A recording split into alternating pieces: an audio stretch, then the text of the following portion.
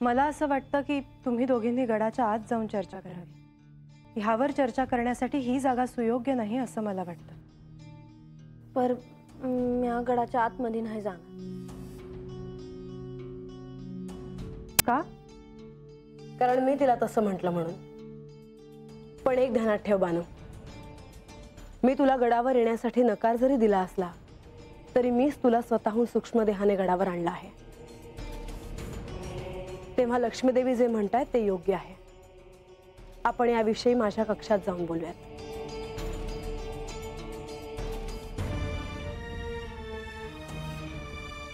जा बानू, तुम्ही दोघींनी एकांतात बोलणं इष्ट ठरेल।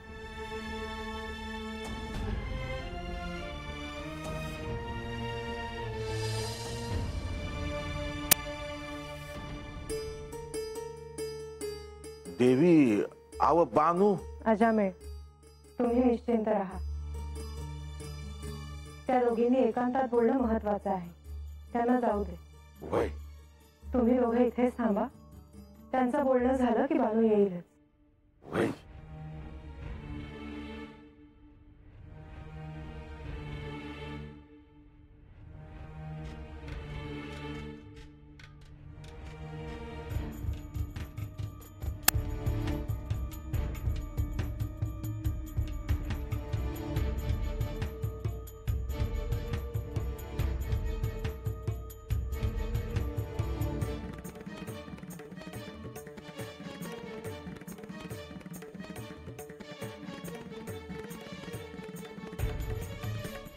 देवा, मला वाटत होतं आपणही देवींसोबत असाल।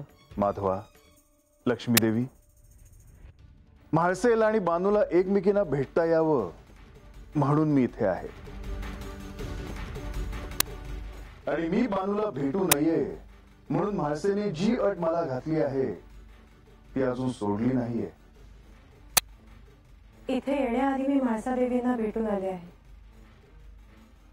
त्यांनी काहीतरी निर्णय घेतला आहे, परंतु तो काय हे त्यांनी मला सांगितलं नाही। लक्ष्मी देवी, आता हे सगळं जे काही घडत आहे ते अपेक्षित आहे।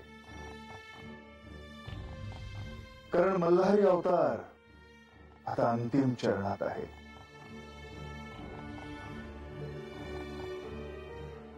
देवा, मी आधी बाणाईला पाहिलं आहे, परंतु आता माझ्या अंतर्दृष्टीला जे दिसत आहे यावरून बाणाईची आत्मिक प्रगती झाली आहे। ती अशा उंचीवर येऊन पोहोचली आहे की एक घटना आणि तिला सत्य कळेल। माधवा, आता बानूचा जो काही अहंकार उरला आहे म्हाळसा त्यावर आघात करेल आणि बानू सत्याच्या अगदी जवळ पोहोचेल। देवा, याचा अर्थ आता आम्ही विष्णू लोकात जाण्यासाठी प्रस्थान करण्याची पूर्वतयारी करायला हवी। होय लक्ष्मी देवी, आता केवळ योग्य वेळेची वाट पाहावी लागेल।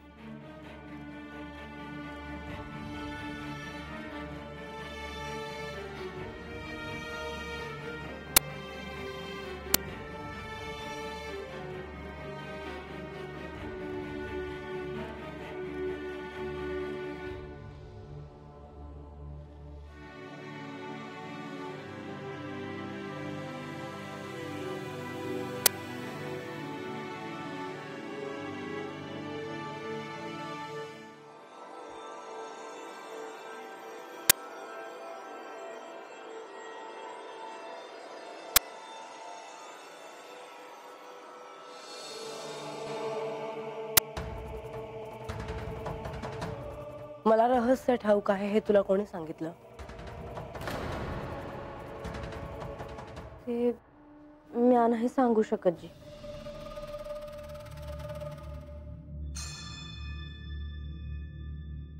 नारद मुनीने सांगितलं ना तुला?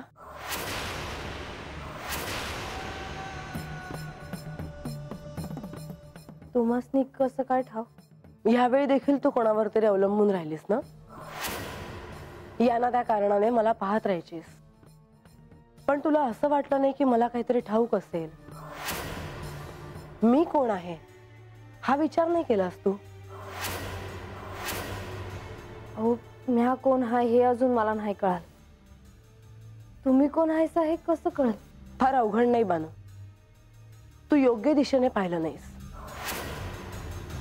तुला कोणीतरी सहाय्य करावं, कोणीतरी काहीतरी सांगावं, त्याचीच तू वाट पाहिलीस.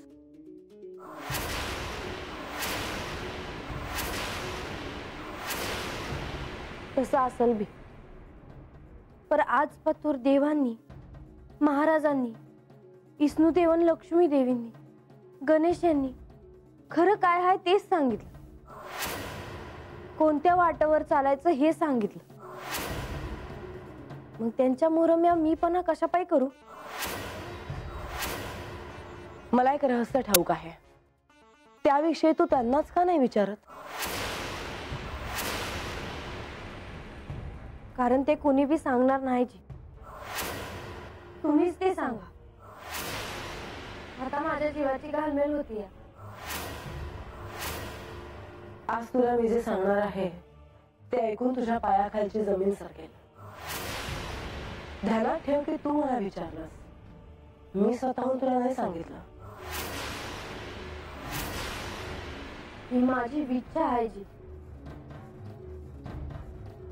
मी जे सांगणार आहे ते ऐकून तू खचून नाही न जाणार? मला असं वाटतं की तू स्वतःला दुःखाच्या खाईत ढकलून देशील. हे ऐकून जे व्हायचं आहे ते होईलच. तुम्ही सांगा. मग तेव्हा जे काही घडेल त्याचे दायित्व माझ्यावर नाही.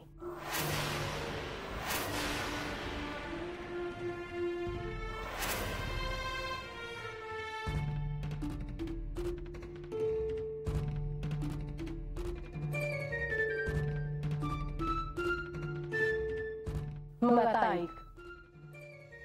जीवाचे कान करू नये बानू. मला सत्य समजले आहे.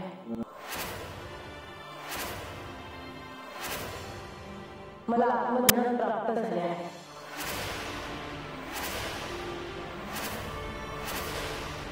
मी कोण आहे हे मला कळले आहे.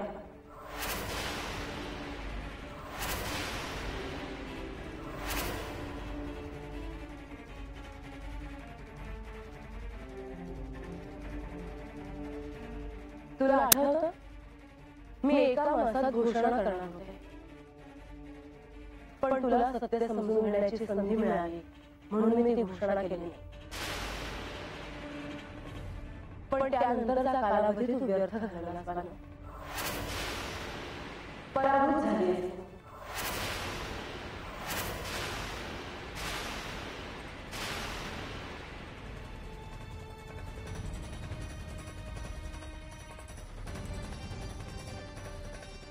आता डोळ्यातून अश्रू काढून काय उपयोग?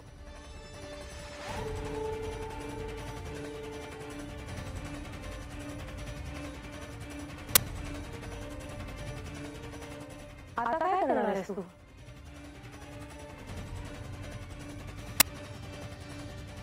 अखेरला श्री मल्हारी चरित्र ऐकलंस.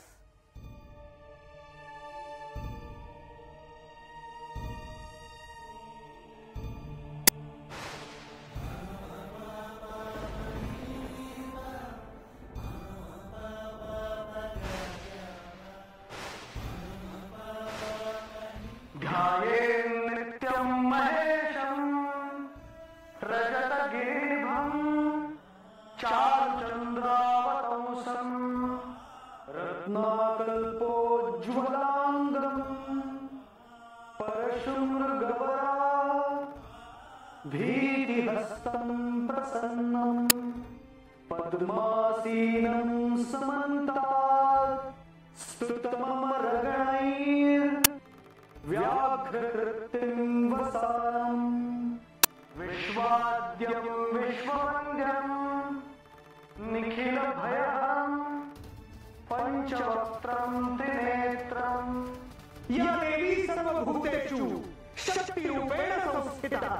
नमस्तस्मै नमस्तस्मै नमस्तस्मै नमो नमः. नारद मुनींकडून बऱ्याच गोष्टी शिकल्यास.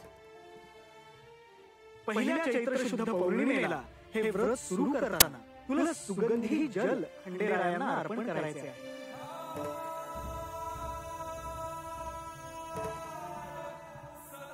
वैशाख मासात 325 द्रोणांमध्ये 325 बुंदीचे लाडू खंडेरायांना अर्पण करायचे आहे.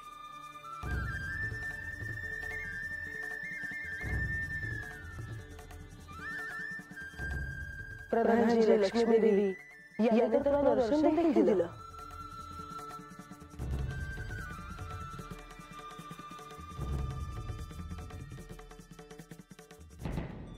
आणि श्री खंडेरायाने तुला इतकं काही दिलं आहे की त्यांनी असं कोणत्याही भक्ताला दिलं नसेल.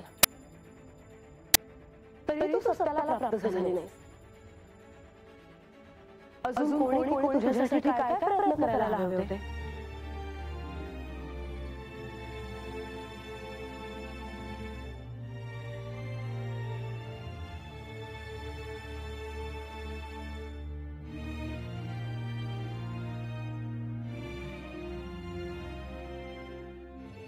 तुमचं घर आहे.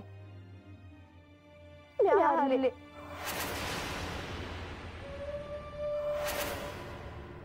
मला गडाच्या पायथ्याशी जागा दिली आहे. ती का दिली आहे आता मला कळतंय. या सत्य नाही शोधू शकत.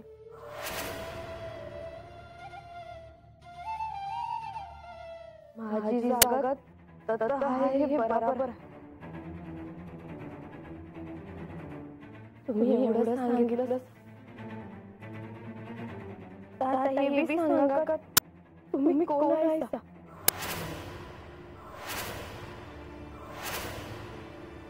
आख्यानात जे जे ऐकलं त्यातलं तुमचं रूप कोणतं आहे.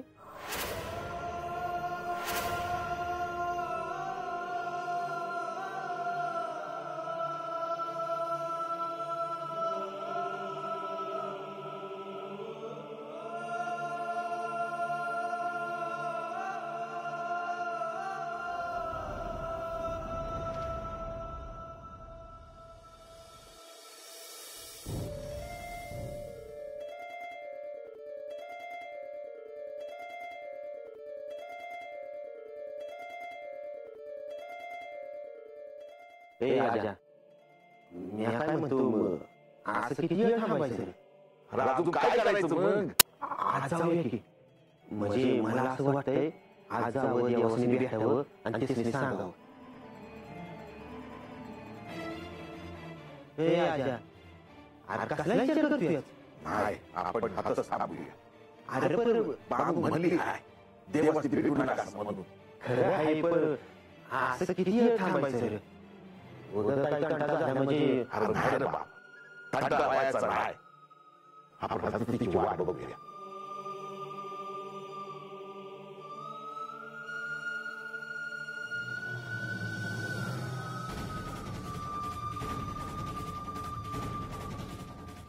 हे आता मी सांगू का सांगू. मी कोण आहेस तू माझे. काय नातं आहे तुझं आणि माझं.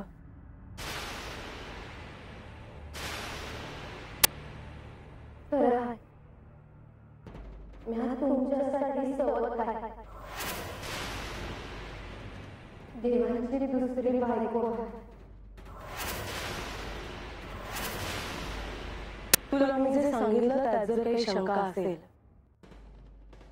तर श्री विष्णू आणि श्री लक्ष्मी देवी यांना तू विचारू शकतेस. या क्षणी मी कोण आहे हे मला तुला सांगावंसं वाटत नाही, कारण ते तू समजून घ्यायला हवं होतंस.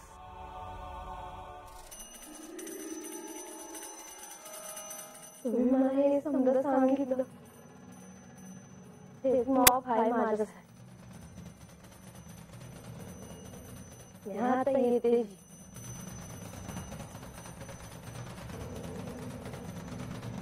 तुम्ही मला आता येऊ दिले हे समजा सांगितलं याचं ऋण आहे बघा माझ्यावर. हे ऋण मी कसं फेडू हे ठाव नाही मला. आता मी जाते जी. पुण्यांदा नाही येणार या गडा.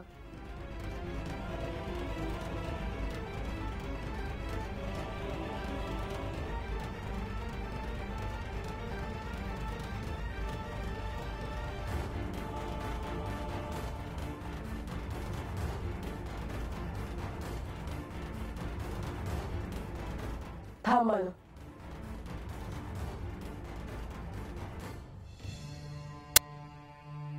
जाताना एक गोष्ट ध्यानात ठेव. श्री खंडेरायांची कैलासात प्रस्थान करण्याची वेळ जवळ आली आहे.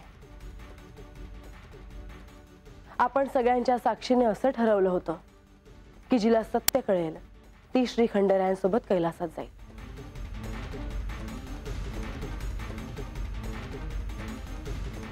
आणि सत्य मला कळलं आहे.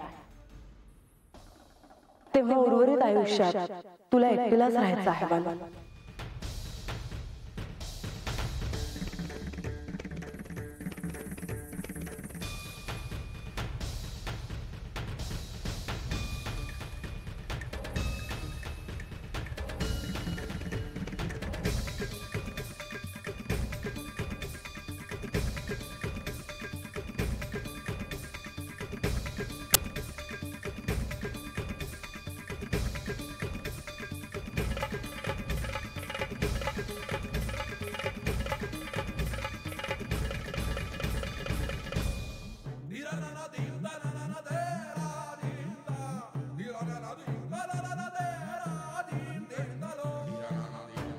बानू, तू मला इतकी प्रिय आहेस, पण मला अतिशय कठोर होऊन तुला हे सगळं सांगावं लागलं.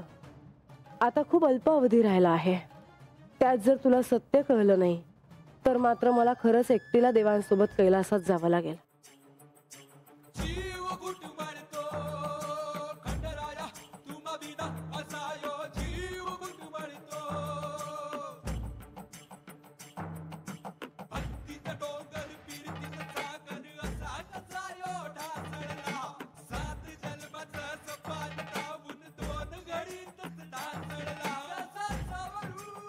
हे बाण,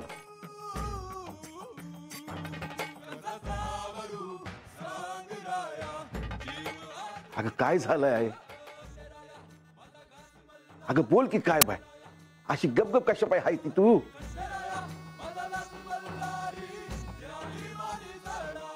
ए बानू, अगं थांब की वाईच. ए बानू, अगं थांब की. हाय, हाव अजून कुणीच कसं आलं नाही. आता हे मला ठावं असतं तर मी हात वाट बघत कशा बसली असती. मी जाऊन येऊ का? कशा पायी? थांब तू हातात. अगं बाणू ऐक की.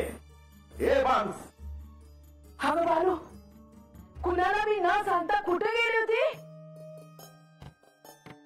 हाय का आता असं कशा पाय वागायचं बरं?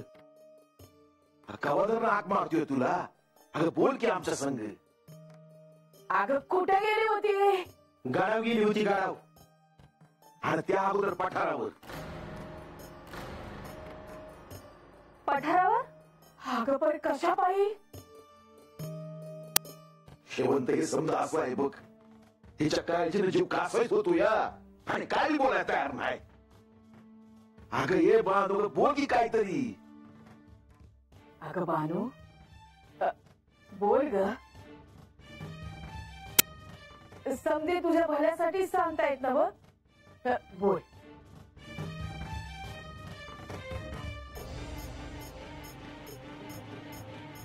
मला काय बी बोलायचं नाही.